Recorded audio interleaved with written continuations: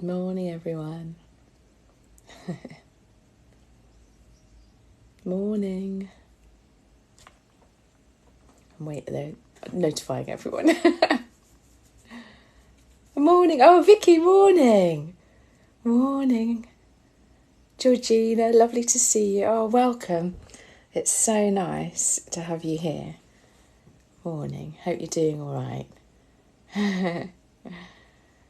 Oh, gosh.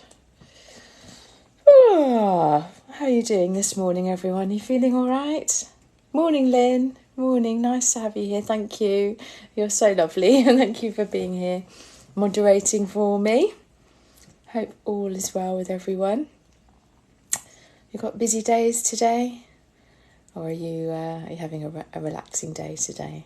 Ah, Carrie, good morning. How are you feeling? Carrie was poorly, so I hope you're feeling a bit better. I hope you slept well last night, Carrie. Morning, Sophie. Oh, what's that? It's telling me something on the screen. I don't know what that means. Gosh, yeah. So Carrie, I hope you're doing all right. That must have been a bit of a scare for you to be not so well. But welcome. It's lovely to have you here. Hey, Nadine. Oh, it's so nice to have you here. Welcome. Lovely. That's so cool. So nice to have everyone. Welcome, Chloe 17. Isn't it lovely when we're doing lives? And I know Lynn and Nadine, you were having a chat on the last live, and it's so lovely when we all kind of meet up again, and it's nice that we can all chat. It's a nice coming together, isn't it? So that's brilliant. Oh gosh, I can't see that. Who's that? Oh, Chloe 17. Lovely. Lots of people. Oh, yes, I'm glad you're feeling better, Carrie. That's good. Oxygen. More medication from me. Oh, bless you. That's very nice of you. I'll do my best to cheer you up this morning. Hopefully all will be well and you can have a nice weekend. So that's good. So, welcome. I'm seeing that a few people are joining us. That's so lovely. I was a bit worried. I'll be totally honest with you. I was a bit worried because when I first started doing this, there were loads and loads of people, and it was a bit overwhelming because there were like hundreds of people at a particular time. And so that was a bit overwhelming, but it was lovely. It was really good. And then, hello, morning, trying to feel positive today. Oh, yes, I will try and help you with that. I will help you with that. Morning, Alicia. Lovely to see you. And Moonface 69. Nice to have you. Morning, Kezia. So lovely to have you here. I love it. I love seeing. Oh, and Jan from Norfolk. It's so nice to see you. I love seeing the same faces, the same community coming along, and I see your comments during the week, and then we meet up for a live, and it's so nice. So, thank you for being here. I really appreciate it. I was saying, I was sort of worried. I was thinking, had I done something wrong? Because there's been a couple of lives that I've done and there's not been that many people. And now actually there are loads of people today, I can see. So that's brilliant. Oh, let's have a look. Morning, Cursed Child. Morning, Eddie Wathen. Nice to have you here. Morning, Charmaine Tuddenham. And Sally Salsa 121. Nice to have you here. So lovely. So Nadine. Yeah, so if you cry, so Nadine was saying, hoping to get through today without crying. But, sometimes we have periods of life, don't we, where we just feel tearful and we cry. And it's okay to let those tears out. It's okay to feel those feelings. Feelings are just there trying to let us know that something's not quite right. Maybe we need to change something. Maybe we need to look after ourselves a bit better. So it's okay to cry. But you're right. Hopefully you'll start to have days where that happens less and less because you're working towards the stuff to help yourself. So, and hopefully you've got support around you. I know last time I said it was a bit tricky that, but let's have a look. So, Vicky, feeling a bit rough and weak this morning. Oh, and you were sick yesterday. I'm sorry to hear that, Vicky. It's really hard, isn't it, when you feel like that? So today is a day to look after yourself, to just slow everything down. Maybe have a look at some of the techniques, the just calming, being here and now. Maybe do something that you enjoy today, something just feels comfortable and right for you. But I hope you have a better day today. It's horrible when you have days like that, isn't it? Alison, was that Alison? I have to keep taking my glasses on and off. I'm really aware, like I face my window here, and which is lovely because the light is really nice, and I love looking out. I can look out onto all the trees, and I've got a rose bush in my garden, which is so nice. But it means that when I put my glasses on, you can't see my eyes, and few people have mentioned this, so I sort of try and remember to take my glasses off once I've done a bit of reading. So let me have a little look. Can I see lots of comments coming through? Thank you. Let me sort of introduce myself a little bit and then I'll scroll back through into comments. So I'm Sarah, I'm a cognitive hypnotherapist and I work mainly with people who have anxiety. And each week I try and do a live on a Friday and Sunday. It's going to change over the next couple of weeks because I'm off on my holidays, but I'll see what I can do.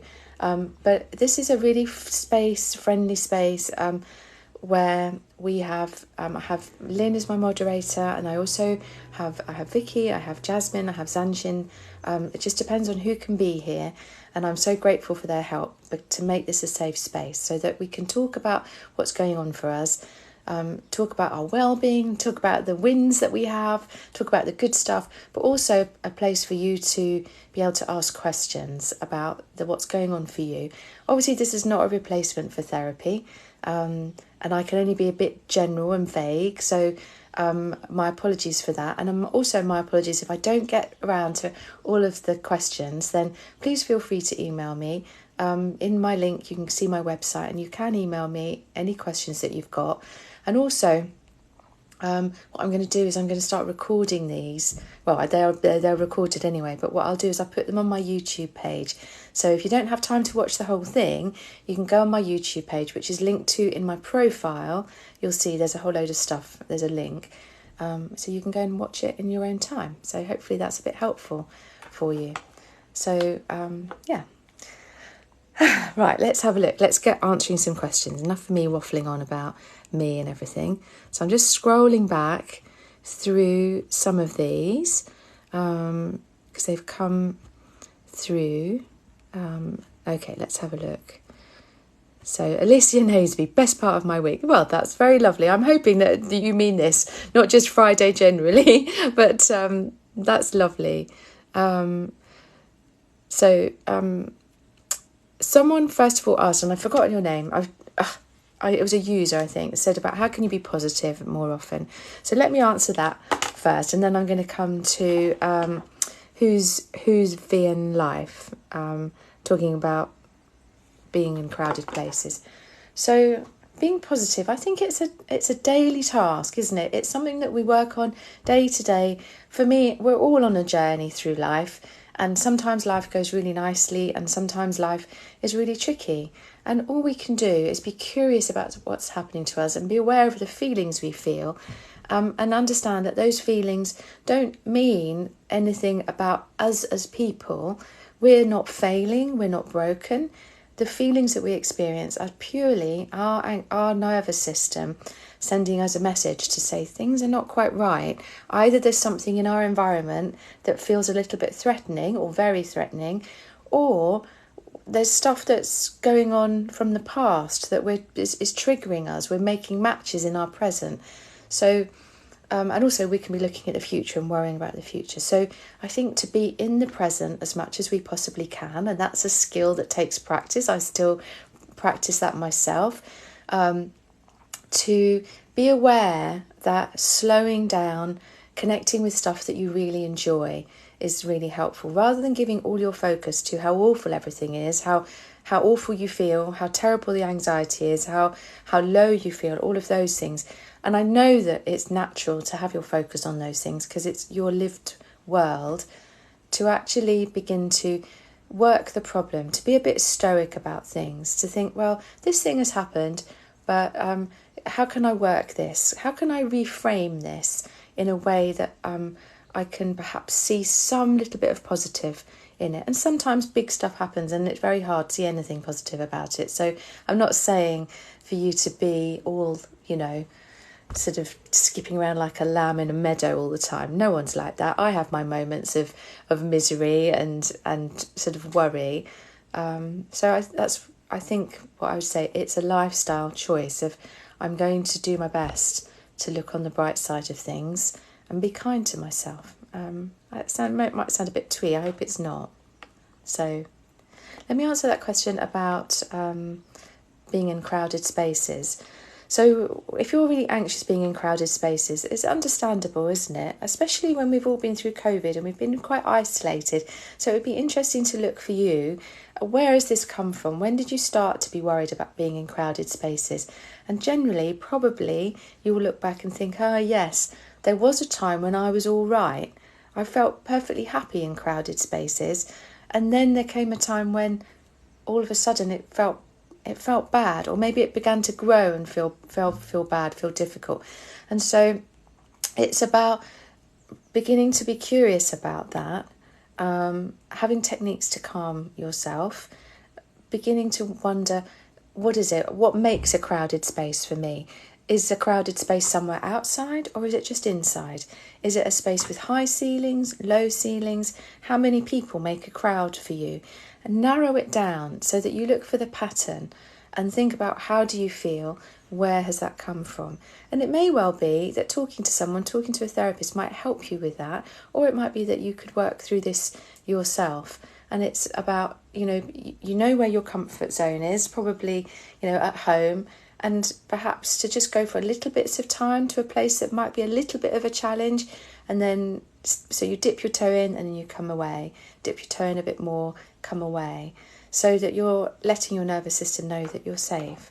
So, but I would definitely maybe talk to someone about that. In my profile, again, there's links to a therapist finder, so you can find there's lots of therapists that you can find there who do the same sort of work as I do. Who might be able to help you with that. So good luck. It's a good question. You're not alone in that. Zanshin, welcome. Zanshin is one of my moderators, so welcome, Zanshin. It's lovely to have you here. Thank you so much, Barry. So let me just scroll down and see if I can see. It scrolls through so quickly. So I try to... Wishwash15, hello, Trish. It's nice to have you here, and I'm sorry that you suffer from anxiety.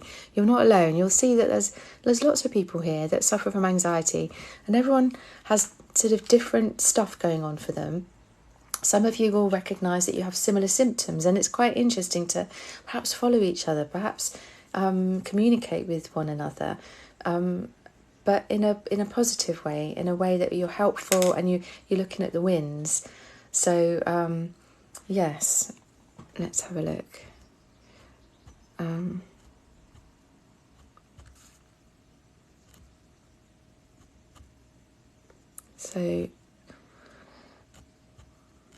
Sorry, I'm just scrolling through because there's lots of... So, Charmaine, I've seen yours. And so when I feel anxious, I sweat. Any way of stopping this? So that's hard, isn't it? And sometimes, I don't know if you're on any medication at all, but there are some medications I know can cause you to be a bit sweaty. So that's something to discuss with your doctor. Well worth having a chat about that, because they could maybe change medication if that's happening to you. Sweating is... You do tend to get a bit hot and bothered, don't you? You can do when you're anxious. And so that is the nervous system, again, sending you that message. Our heartbeat changes, our blood pressure changes, our breathing changes. And so it's a case of, again, and I'm sorry if I always come back to the same sort of stuff, but it is about creating an environment of safety. It's beginning to understand that what can be really helpful is to begin each day to use self-care, to do things that you really love and that you enjoy. So your mind is diverted, you're doing stuff that you love, so you get the release of the hormones that tell your system, oh, everything's okay. Actually, we're safe. So you still might have a little level of anxiety, but it's much lower. And over time, the level of anxiety is at a nice steady level, or goes away completely because you completely sort out what's been happening for you. Or if you work with a therapist, then they can go back and look at and reframe the trigger point, the significant emotional event that triggered you into this anxiety in the first place. So I would say that. I mean, I think the more focus you give on the sweating, the more you worry about it. That's probably not a helpful thing. To just understand that the anxiety will take care of itself if you take care of you. If you're kind to yourself, if you're doing some of the techniques on my page, and I've started doing little videos on specific things, but so you can have a look. You can look at the categories, and if there's stuff that specifically relates to you, then hopefully you can go and it'll be like a little library eventually of stuff that people can look at. So I hope that helps a little bit. Thank you so much for the likes. I can see the little love hearts coming up on my screen. It's so lovely. Thank you so much. Let's have a look. Oh, Mariana from Poland. That's so lovely. It's so nice to have you. So love, life and music. I'm going to a big event in London alone. Any advice on managing my anxiety? How lovely, how exciting to be going to a big event somewhere. By the look of your name, I'm thinking maybe that's a music event. I don't know. So I think perhaps practicing being in the moment, and perhaps getting as much in place so you know as much as possible about where you're going and what it's going to be like, so that your brain can see evidence of, oh, okay, this is how I'm going to get there. This is the building or the space that it's going to be in. This is what it was like last year, and all of that kind of thing. So the practical stuff is taken care of. And to practice being in the moment, perhaps use that technique that I use, one of the pinned posts where we do this, because you can use that and no one's going to know that you're using it, and it can really help you calm. Perhaps use some of the breathing techniques as well. And because this thing helps you stop being too far ahead, because if you're overthinking and running scenarios in the future, possible sort of catastrophizing over the stuff that might go wrong, then you tend to think of the negative, don't you? So there was someone that I know who recently had a similar thing, and I won't go into details because it's a client of mine, so I don't want to break any confidentiality, but they had a similar thing. They were going to a big thing, it was a big music event, and they were really worried, and they messaged me and they were having a panic attack beforehand and wanted some help. And so it didn't take very long for them to start using some of these techniques to be in the moment and to understand, to give themselves permission that they could walk away. If they didn't feel completely comfortable, they were allowed to leave, but they were going to go for a certain amount of time, and then they'd go, oh, I'll go for a little bit longer. And actually, this person sent me a photograph of themselves at this event having an absolute blast. It just made my day. It was just wonderful because they've struggled for a long time. And so actually what your brain is telling you, that you're going to be anxious and it might be difficult. What if it's not? What if you just have the best time? And any physical feelings that you get are not anxiety, it's excitement and pride in yourself that actually you've done it, you've achieved it, you know? So I hope that helps a little bit. Good luck. Let me know how you get on and what it's like. I hope you have a lovely time. Great things, 9. Thank you so much. My face and voice make you feel happy. Oh, bless you. That's very kind of you. Let's have a look. Thank you for those of you who are following me. That's very kind of you. Don't feel you have to, but it's very nice that you do. So Ariana Sampither. Sorry if I've got your name wrong. I feel like I could have ADHD. Do you know how to get rid of that? I just can't do it feeling. I just can't. How to get rid of that? I just can't do it feeling. Okay. So if having ADHD, if you think you've got ADHD, then okay. maybe it's an idea, if it feels comfortable for you, to see about getting a diagnosis, so that you know. There's some really good support groups and organisations. There's one in Hertfordshire where I am, which is Advent, which is ADD Vent, I think it is. But if you just Google ADHD support, charities, that kind of stuff, then there's amazing sort of specific advice on those websites. So it's well worth having just a read through, having a look at those kind of websites, videos and all sorts of stuff. And ADHD can be an amazing thing. It's one of those things that, you know, it's how you frame it. It makes you you. But I don't know, because I'm not an expert in ADHD. But that would be my first thing, is perhaps find out about it. See if you want to get a diagnosis. If you don't want to, that's fine as well. But get more information. And then that sense of, I can't do this. I wonder what that's about. Is that you don't want to have ADHD, or you don't want to do other stuff in your life, or life is difficult at the moment? I wonder what that's about. So it's well worth talking to someone about that. Whether that's someone that you trust in your family or friendship group, or whether that's going to see a doctor, or maybe talking to a support line from one of the charities that I was talking about. But I hope that helps a little bit. When life is difficult, it's very easy to imagine all this terrible stuff that might happen, to be catastrophizing about things, because we do that. We look ahead and we simulate, we manufacture scenarios with the thought that everything's going to go wrong. And what our brain is doing, it's trying to help us. The nervous system is trying to work out, okay, if this happens, what do I do? If this happens, what would I do? And that can be very stressful, because we feel like we're in that scenario already. So what I would say is, try and practice again, being in the moment. Right here and now, this is the only moment that really exists. The past is gone, we can't do anything about it. The future hasn't happened yet, and we don't know what's going to happen. What if things go right? What if this is an amazing thing for you, and it answers a lot of questions for you? And I don't know. So I hope that helps a little bit. Good luck with that. Let me know how you do. This is a very interesting question. So I'm kind of randomly choosing questions. If I miss your questions, then my apologies. I'm not purposefully ignoring anyone. It's just that we've got like 246 people watching at the moment, and they come through. It's like I've got 28 new messages, 30 new messages. So it's hard to catch up. So I'm doing my best. You can always email with me with your questions, and I'll do my best to answer privately. So I have a problem. Katie Marsh says, I have a problem with my memory because of my anxiety. Any way to help with this?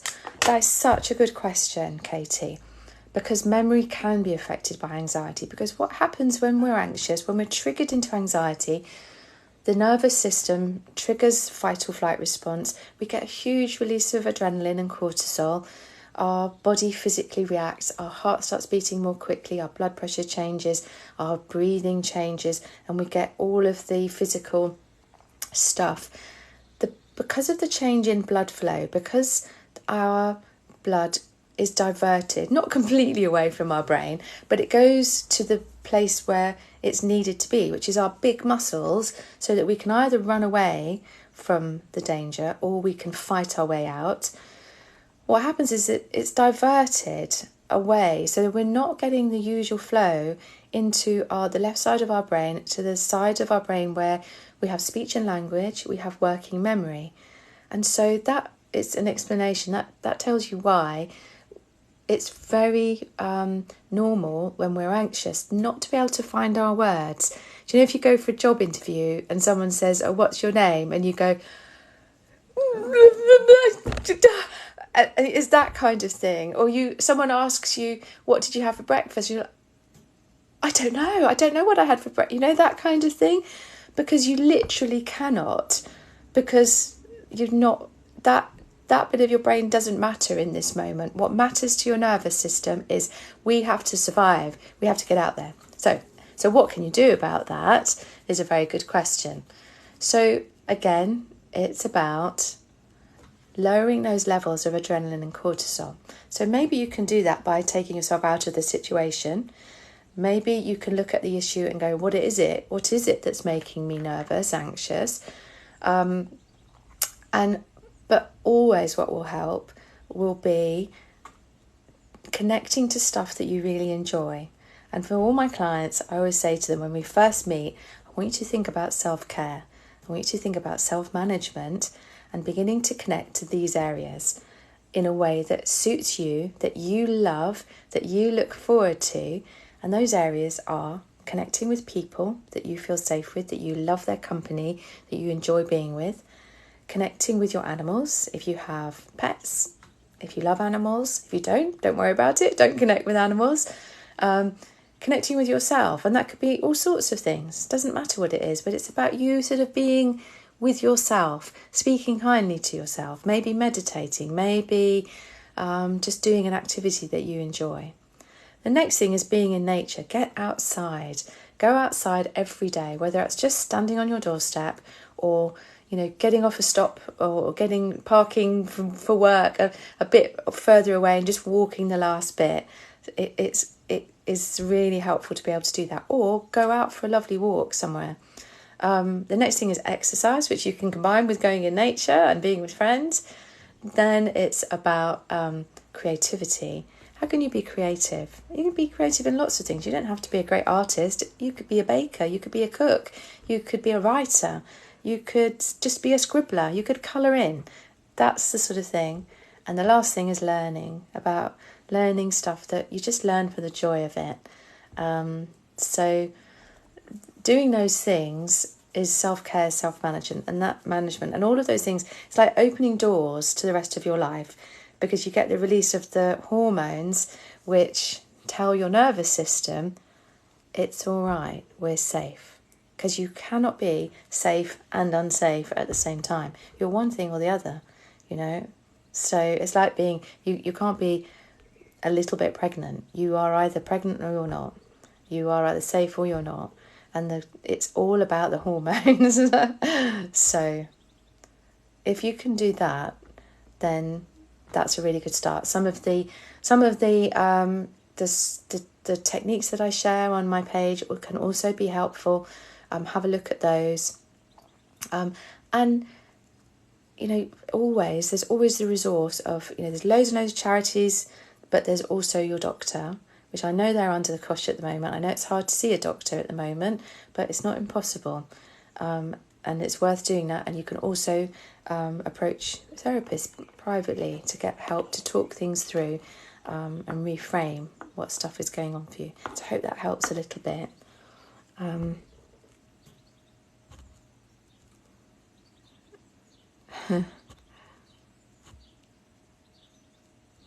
Yeah, so I just saw Lynn talking to Talk Therapy One about, and Talk Therapy One, you said support groups are dreadful for people surrounded by other people totally struggling with life. Well, first of all, everyone here on this page, everyone's doing their best, everyone is trying. No one wants to feel awful. Everyone wants to feel really good about life, and they want to feel good physically. No one chooses to feel really rubbish. And so what we do is we reach out in as many different areas as we possibly can to get help. And I do agree with you in that some support groups can be very inward looking and can be quite negative, and it's understandable because you get caught up in how blinking awful life is. But actually, it's about finding the right support group. It's about finding the support group where you really are supported and lifted up, and people not only talk about what's happening for them, but talk about the wins. Talk about, oh yeah, this helps me. I did this today. I've had a brilliant day. I've done this. Oh wow, I've noticed changes in my life because I've done this. That for me is really important. So in a sense, you're right. But do you know what? We all struggle, and we all have times when life is really hard. So I think it's really, and this page, this community that we have, some really lovely people on here, it's all about being kind to one another.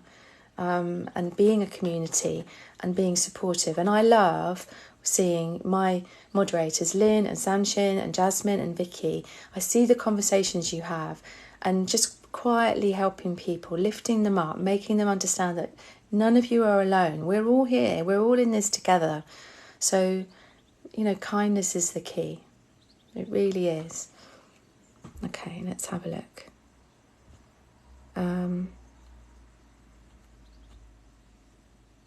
Let's have a look.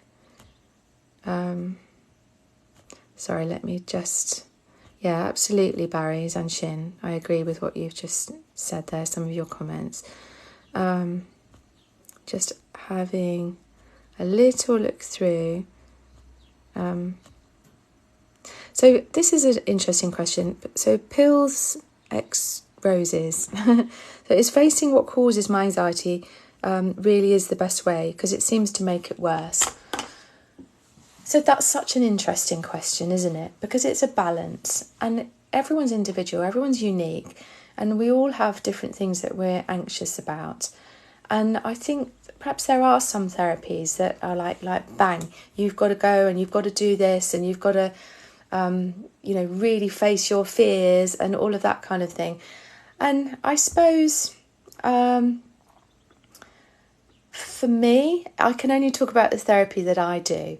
For me, the therapy that I do is very gentle. It's about, first of all, helping you to feel a bit more steady in who you are, a bit safer, to create a lifestyle holistically that can help you feel much calmer, much safer generally. Excuse me a minute.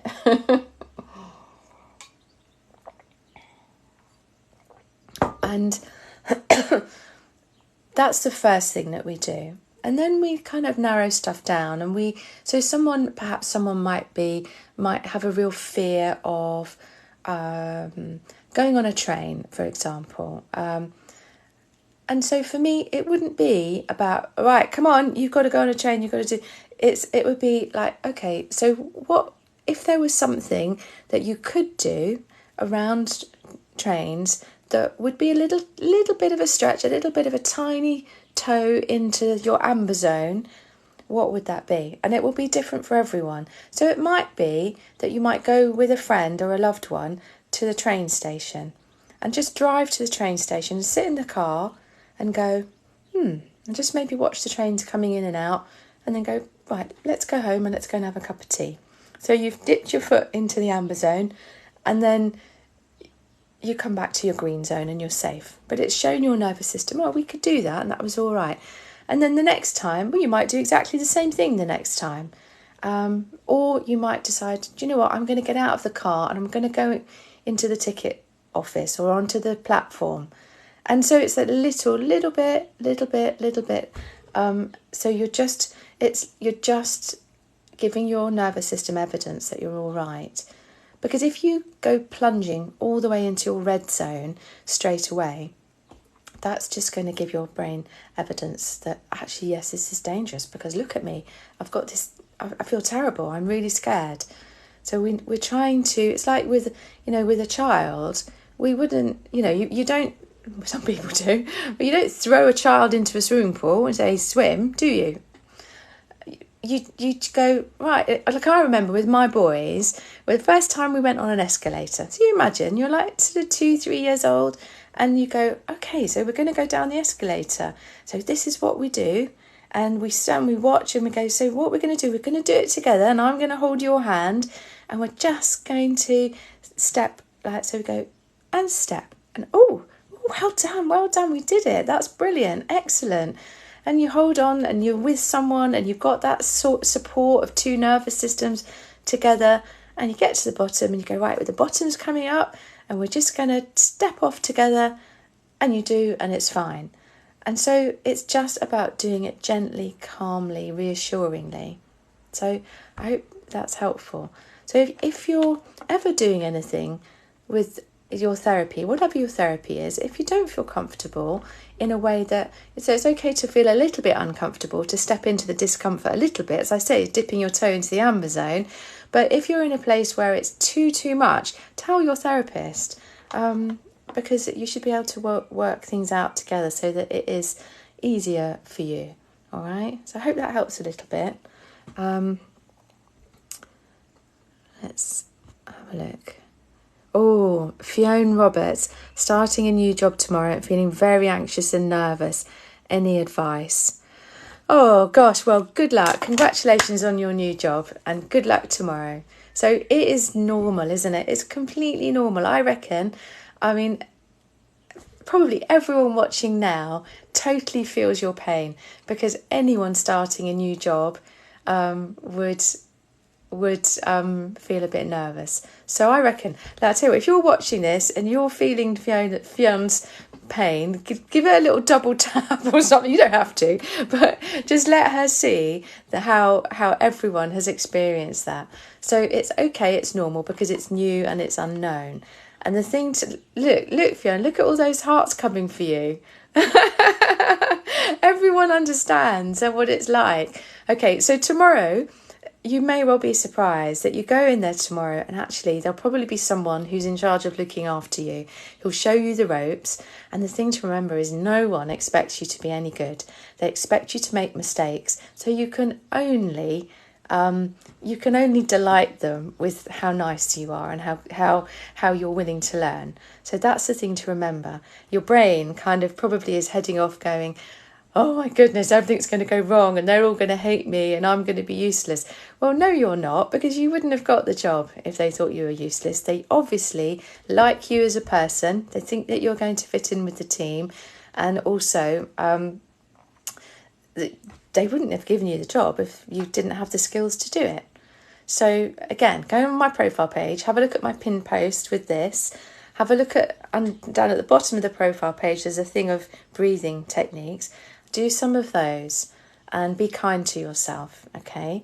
And when you get there, you don't have to talk a lot, you know. You can just say, like, oh, hello, my name's Fionn, and just smile and just nod and perhaps do a little bit of, no, maybe not that. I'm going to change my mind with that. There's too much for you to think about.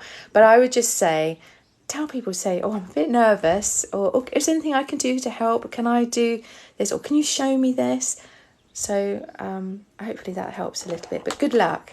Let us know how you get on, because I'd love to know. But congratulations on getting the job. So that's lovely. So Shayna Jill Bangs, which professional is best to see regarding social anxiety? I suffer, and so does my 10-year-old son.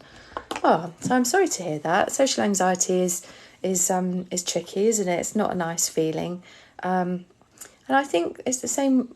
So with anything that's not quite going right, any type of anxiety that you're suffering from, what is important is that you choose a therapy that's right for you. And there are so many different therapies out there. You can go on stuff like Mind, you can go on Anxiety UK, and there'll be lots of articles there. There'll be lists of people.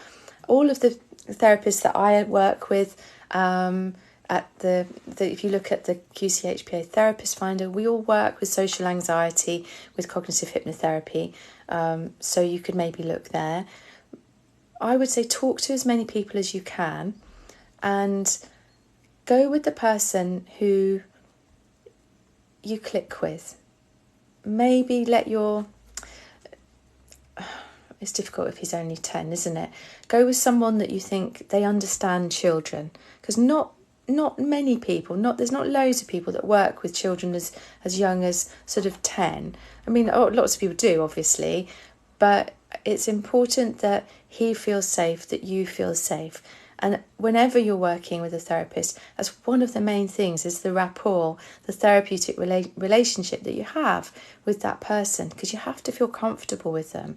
No matter what therapy it is that you choose, whether it's talking therapy, counselling therapy, hypnotherapy, cognitive hypnotherapy, therapy with horses, whatever it is, you have to feel comfortable. So I would say talk to lots of therapists and go with the person that you just think, yeah, you're the one. It's like buying a car or buying a house or rent, whatever. It's don't you? So I hope that helps a little bit. Let's have a look. So, Naya, I'm suffering from anxiety attacks. Gosh, I'm sorry to hear that.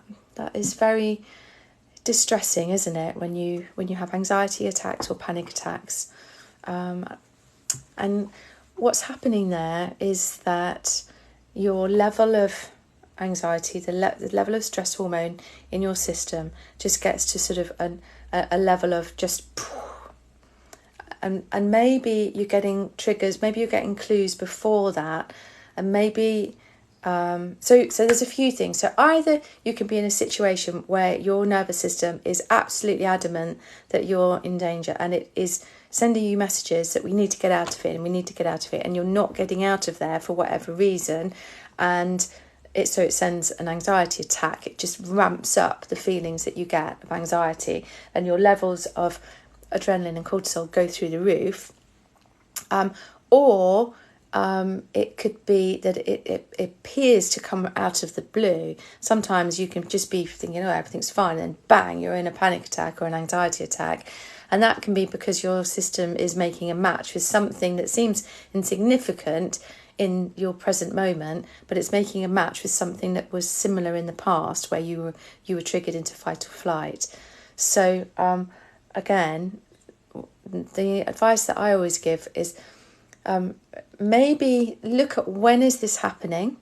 Is it a particular place? Is it around particular people, a particular environment? Are there people around you when it happens that you could perhaps talk to in advance and say, this is what I need if I have an anxiety attack to help me bring myself back down? Also understanding that they absolutely will pass. They reach a certain level and then they just start to diminish. So it's okay to be with that. To think about your breathing, just slow. Don't worry about your in-breath at all. Just do a slow out-breath. The technique that I do, the triangle breathing technique, can be very helpful with this. So if you can just start drawing a triangle on your hand like this. If you're still here, if you do it with me now, so you're breathing in across the top, and then maybe a pause here, and then out, out. Maybe a pause, in, out, out, and pushing out from your tummy, out, out. And then what's going on there is that your out breath is straight away is longer, twice as long than your in breath. And the physical sensation is quite calming. And if you make your eyes go a little bit sort of half distance, a bit daydreamy, don't focus on anything, just even maybe close your eyes. That sends the message to your nervous system through the optic nerve. It's okay, we're safe.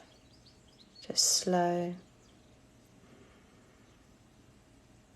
So I hope that helps. That is on my breath technique tab thing on my profile page. So I hope that helps a little bit. And if you teach people around you, if it's happening and there's people around you that you trust, you could say, if I start having an anxiety attack, this will really help me if you just go. And we start doing this together. Because you're getting that connection of two nervous systems together. And that nervous system of your friend or your family member is letting your nervous system know it's okay, or actually we're safe. We just need to slow everything down. So I hope that helps a little bit.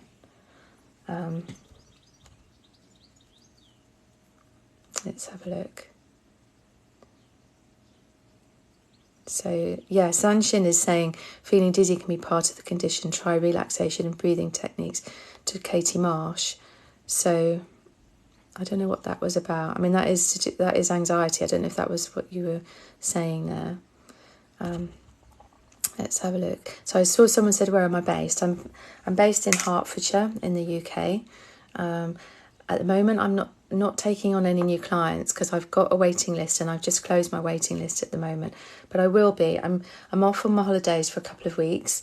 But then when I come back, I'm going to sort things out because I'll be working through my waiting list. Once I've done that, I can reopen my waiting list and begin to see people. again, but I'm based in Hertfordshire. But I see people online, to be honest with you. I see a few people face to face, but actually this therapy works very well online. So I see people from all over the world, really. So I hope that helps a little bit.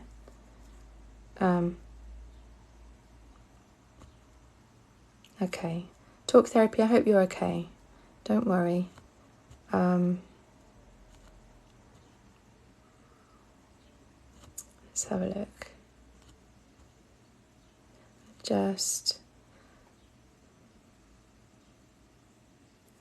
Oh, that's interesting. About tingling. Tingling was energy surfacing. That's interesting, isn't it? I mean, for me, it could well be energy surfacing. For me, tingly is about breathing, because you can get if you're hyperventilating, you can end up with very tingly extremities, and you can even end up. I've only had one panic attack once in my life, a long time ago. But I ended up with my fingers like this, so just paralysed. And I went to accident and emergency, and they said, no, it's because you've had a panic attack and your breathing has gone a bit haywire. So, but it could be either, couldn't it? Who knows? Let's have a look. Sorry, there's so many. I mean, I love it. I love that there's so many of you here. I love that you're in this lovely community. But so I can see. Katie, I found your comment. Katie Marsh, 1506. Are dizzy spells part of anxiety? I'm experiencing them at different parts of the day, just suddenly. Okay, so really good question. So yes, they can be. I mean, I would say if ever you're experiencing a physical symptom, go get it checked out by your doctor, because dizziness can be all sorts of stuff, can't it? But hopefully it is just, it can be down to you've not eaten enough, it can be down to blood pressure, it can be down to anxiety. When we get anxious, when we're triggered into anxiety, and as I say, it can just be us matching something. So we perhaps are not aware of what's making us anxious. But what can happen is that our blood pressure changes, the way we breathe changes, and that can make us feel really quite dizzy. So if you're feeling dizzy, have a look at all of those things. Make sure that you're eating okay. Go and see your doctor. And if everything is fine physically, then, and also at the same time, what you can do straight away is look at just breathing techniques, just calming, self-care, self-management, all of that kind of stuff. So I hope that's a bit helpful. I'm glad I found your comment. Let's see. Okay, I'm going to leap forward and see. Gosh, there's so many people here. Thank you so much for being here, everyone. It's lovely. Okay, so this is interesting. Again, near Limtum TMG. Can anxiety cause joint pain? Joint pain all over my body. My doctor says always it's because of anxiety. So I'm glad that you've been to see your doctor. And the thing with anxiety is that it's this invisible thing a lot of the time, that when we're anxious, our muscles get very tense, and it can raise levels of inflammation in our body, because we have this raised level of stress hormone in our body for a long period of time. So we can get muscle aches and pains. And if your level of inflammation is raised, then I would imagine, I'm not a doctor, but I would imagine that yes, maybe it could. But so I would say to try some of the stuff that I've been talking about, the environment of safety, all the techniques that I share on my page. Maybe thinking, okay, let's go a different route with this. Maybe thinking, let's go and have a look at something like acupuncture or kinesiology, that kind of thing. And maybe working with a therapist, so that you're covering all your bases. Because if you can lower those level of stress hormone, work out what's going on for you, then that can help the level of your stress hormones and the tenseness of your body to just begin to reduce and reduce and reduce. So I hope that helps. I'm not sure if that helps very much, but hopefully it's okay. I hope you can get it sorted out. Oh my goodness, Katie Lynn, thank you so much. You're sending me all sorts of lovely things. That's so kind of you. Bless you. Bless your heart. Oh gosh. So Witchery 01. Yesterday I was really depressed, crying, worried about the future. I'm so sorry. Oh, isn't it horrible when you feel like that? Depression is such a difficult thing to be going through, and I feel for you. And when you have days like that, I was saying to Nadine earlier on, you know, we sometimes you get days like that, don't you, where you're just crying all the time and you feel low. When you're depressed, it's as though, I mean, they call it the black dog, don't they? And it can really feel like you're just in this deep, dark hole, a cave, and that there's no energy, there's no hope. And it's very difficult to imagine a future. So I do feel for you. But the thing I would say is actually the future is created by how we live our moment that we're in right now. So if we can understand that the future will take care of itself, and actually if you can perhaps start to try and help yourself to be in the moment, to speak kindly to yourself. If you look at, so there's Dr. Kristin Neff, Kristin with a K, Neff, Neff, and she has a website, and she has various videos about self-compassion, about being kind to ourselves. And if we can begin to think, okay, I just need to look after myself right here and now in this moment.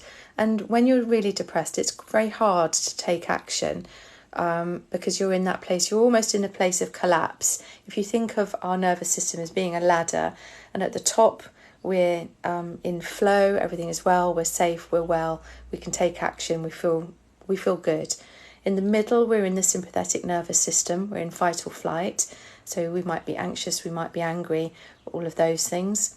And at the bottom, we're in freeze or collapse, and that often can be the place where depression lies. And they're all protective responses. And this place at the bottom is quite often a place where time, if we can give ourselves an environment of safety, if we can just allow ourselves to have time to heal and slowly begin to take small actions. For me, when I had postnatal depression with my children, which is a long time, it's like 25 years ago now, but the thing that really started to get me out of it, amongst loads of things, I was on Prozac, I saw a counsellor, but one of the things that really helped me was I had a coffee table, and my coffee table, my whole house was an absolute mess. It was a shambles, and what I started to do was clear my coffee table, and it was exhausting. It was a very difficult thing to do, but I made my coffee table a place where that was a place of order, so I didn't have loads of stuff all over it. And I felt that if I got to the end of the day and I could have a clear coffee table, that was an absolute triumph for me. So, and then it began to spread. I think, well, I'm going to get this little corner of the room is going to be tidy too. And so I was taking action. And so it starts very small. It can start just by little acts of self-care, but it can grow and grow, because the more you do, the more you're able to do. So I really hope that that's okay. And then by doing that, by being in control of this moment and making this moment a bit better, a little bit better for yourself, then you begin to create a beautiful chain of moments that start to feel better and feel better. And that is the future that you're creating, a future where things are better. So I hope that helps a little bit. And I hope today is a better day for you. You look after yourself. Let's have a look at some more.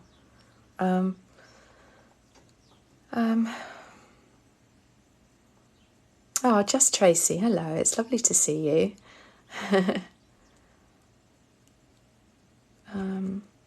Let's have a look. So Connor McGee 1, how would you recommend dealing with anxiety about driving? So I've noticed the time has flown by. So we've only got sort of 5 or 6 minutes left. So what I'll do is I'll answer this and maybe one or two more, and then we'll sort of close things up, if that's okay, everyone. So anxiety around driving. So yeah, so I think, it depends on, are you learning to drive? Are you, so if you're learning to drive, so I suppose there's two things. It's either you're anxious around driving generally, which that probably means that something has happened to make you feel that way, or perhaps maybe you're feeling a bit out of control anyway. So what can be really helpful with that is, well, I would say this, but I think it's true. It's cognitive hypnotherapy, to be able to work out, okay, where did this come from? What has triggered this anxiety around driving? Because if we can go back to the event that triggers this fear, this anxiety around driving, we can reframe it, help you understand it, help your nervous system to understand it, and then, bosh, you don't need to feel anxious anymore. If you're anxious around learning to drive, then part of that is totally normal, because it's a new thing and we like to be in control as human beings. So if something is new, it's that sense of uncertainty that you are going to feel a bit anxious. So I would say, again, to keep your stress hormones as low as possible by using the techniques that I talk about on my profile page and all my videos. Maybe think about doing some of the techniques to help yourself be in the moment, some of the breathing techniques, and being curious about it, narrowing it down. If it's around driving generally, what is that about? Do you feel nervous when you're thinking about getting into the car? Do you feel nervous when you're sitting in the car? Or is it just when you start the car up? Is it driving on a motorway or a twisty lane? What is it? And narrow that down, and begin to think, oh, actually, I am really good. I'm really able to drive on these type of roads, and I'm great if I'm just in the car by myself. But I get a bit anxious if someone else is there judging me, watching me. So be curious about it and maybe narrow it down. And then you might be able to sort of find out and see for yourself, oh, okay. And again, it's that sense of just doing stuff that you feel comfortable doing, and then taking a little bit of a dip of a toe into the amber zone of thinking, oh, okay, today I'm just like, say for example, if it's motorway driving, thinking I'm just going to drive along the dual carriageway just for one little section of it, and then that will be enough for today, and I'll feel really good about myself. So I hope that helps a little bit. Let's have a look a little more.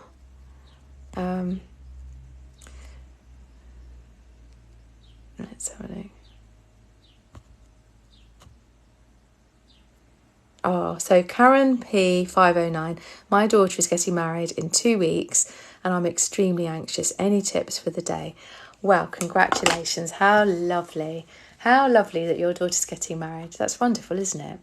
So, understandable, again, that you're feeling a bit anxious about it because you're mum of the bride, aren't you? And I think probably it's, I don't know, maybe it's a little bit to do with control, wanting everything to go perfectly. Maybe it's about other people that are going to be there that you feel a bit uncomfortable around. I don't know, it could be all sorts of things, couldn't it? But again, what your brain is doing is it's rushing off into the future, onto that wedding day, and imagining all the worst possible scenarios of, all the worst possible things that could happen. And that's normal and natural because our brain is trying to keep us safe and trying to just prepare us for what might happen so we know what to do. But actually, what I would say is try to bring yourself back to now, to this moment, and just enjoy each day building up to it, because this is something that won't come round again, and it's about making memories in the time leading up to it. Being, as I was saying to Connor a minute ago, and also to yeah, I can't remember the name of the person I was talking to. Sorry, it's terrible. But that sense of making this moment count, because the future will take care of itself, because the future is made up of these moments that you're creating now. Okay, so to be able to do that, to use the techniques that I share on my page, and having that understanding that on that day, what sort of mother of the bride do you want to be? Do you want to be someone who's everyone's worried about because you're anxious, or do you want to be someone who's actually just standing back and watching and knowing that you're surrounded by all the people in the world who love you and who love your daughter, and that everyone is happy for you? Everyone is just so thrilled that you're experiencing this lovely day. And actually, the day will go past so quickly and things will go wrong, and that's okay, because actually it's the things that go wrong sometimes that it breaks the ice. Everyone laughs. And I remember on my wedding day, I got to the bit where you have to say your vows, and I knew I'd said some of my vows, and I knew if I say the next word, I'm actually going to sob and I'm going to cry and I'm just going to bawl my eyes out because I was so emotional. And I was thinking, I can't do that. I'm supposed to be a bride and calm and all lovely and everything. And actually, I did cry and I did burst into tears, and I did turn around and see my sister, and my sister was crying her eyes out. And then I looked at the congregation, and the whole congregation was crying their eyes out. And the vicar said something and we all just laughed. And that's the thing, is that everyone there feels for you and everyone there loves you. And so if things go wrong, it's okay. What's the worst that can happen? You know, you're surrounded by people who love you and who love your daughter. So be kind to yourself, be in the moment now, and just use the techniques that I talk about. Maybe, you know, practice in the time leading up to it. Practice some of the techniques that I show you, so that on the day, if you're feeling anxious, you can be there doing this. You can be there doing a breathing technique, or this one, you know, breathing. You can have your hand, you don't have to have your hand like this. You can have your hand down by the side of you. Be kind to yourself. It will be okay. You'll probably be able to look back and go, oh, I was so nervous about the wedding, but what a day. It was so good. So I hope that helps a little bit. I hope it goes really well for you. So let's have a look. Oh, look, Tracy. I love this. Tracy says, on my wedding day at the reception, I opened up this huge card and I knocked a load of drinks over. There you go. Like, stuff goes wrong. You know, it really does. And it's about going, like, doesn't matter. Doesn't matter if it goes wrong. You know, it's okay. It's, who do you want to be? Who do you want your daughter to look back on the day? Do you want her to look back and go, do you know what, Mum was so nervous, but gosh, she was amazing. She just was so kind and she smiled all day because she didn't care about if things went wrong. Actually, she was there for me, and I know you can do that. I know you can. So good luck. So, okay, so it's just gone 11 o'clock, so I'm going to draw things to a close, but I want to thank you all so much for being here. It's been lovely. It really has. And I just thank you so much for all of your questions, for all of your comments. Thank you for following me if you followed me. Thank you so much to my moderators, to Lynn, to Zanshin. I don't know if Jasmine and Vicky, if you've been here too, then that's been lovely. But I've not worn my glasses so much, so I've not been able to see so much. But thank you so much for all of your help. And if you've asked a question and I've not been able to answer it, then I'm so sorry about that. Please feel free to email me. You can absolutely do that. Do it through my website. You can see my details there rather than through TikTok, because TikTok's a bit weird about that kind of thing.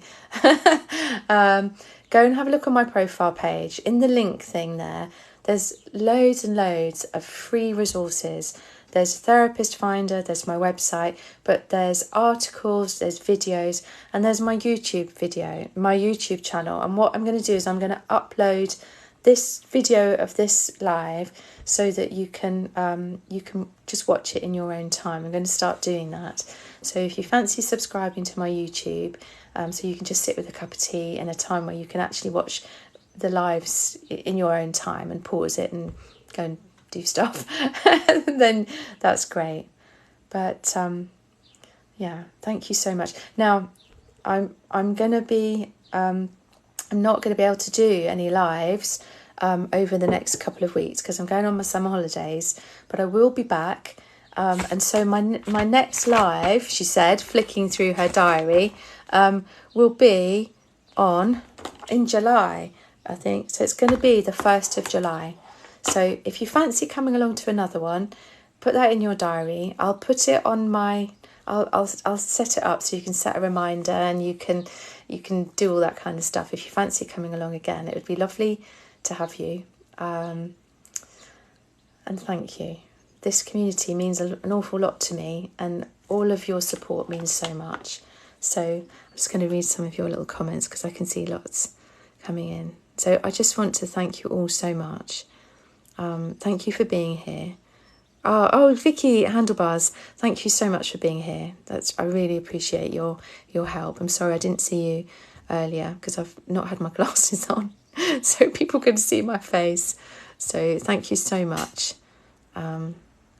Yeah, I'm just scrolling. Yeah, Talk Therapy 1. I hope you're okay. I know you and Lynn have had a little thing, so I hope you're all right. You take care, and Lynn, thank you. It's, we're just all human, aren't we? We all do our best, and everyone on here is just kind, and hopefully we all create this lovely community. So you're also welcome. Oh, Douglas, gosh, hello from Hawaii. How lovely. Thank you, Smiley Sunny. Have a lovely day too. Oh, Elonka 777. I'm so glad you find it valuable. Thank you. Oh, Tracy Williams. You forgot. Don't worry. Come to the next one. 1st of July. We'll be here. All right. Thank you, Barry. Thank you for helping me today. Thank you, Patrick Holland 94. Oh, I'm so glad you like the breathing technique. Thank you. Thank you, Danielle Capocci. Oh, Vicky Hodson. Thank you. It's so lovely to have you here. I hope you're okay. Nadine, it's been lovely to have you. I'm so glad you came back. Elaine Owens, gosh, it's always so lovely to see you. Thank you. Thank you for being here. You take care. Oh, gosh. Makes my day. It really does. Thank you ever so much, everyone. And hopefully I will see you on the 1st of July. I might do some little posts from my holidays. So I'm not going to disappear completely, but if I'm not quite as active, it means that I'm lying on a beach in Greece somewhere, all right? So I might share some of my holidays. So don't give up on me. I'm not stopping. I'm coming back. But you take care. And yeah, thank you so much, everyone. Cheerio for now. Have a lovely weekend. Bye-bye.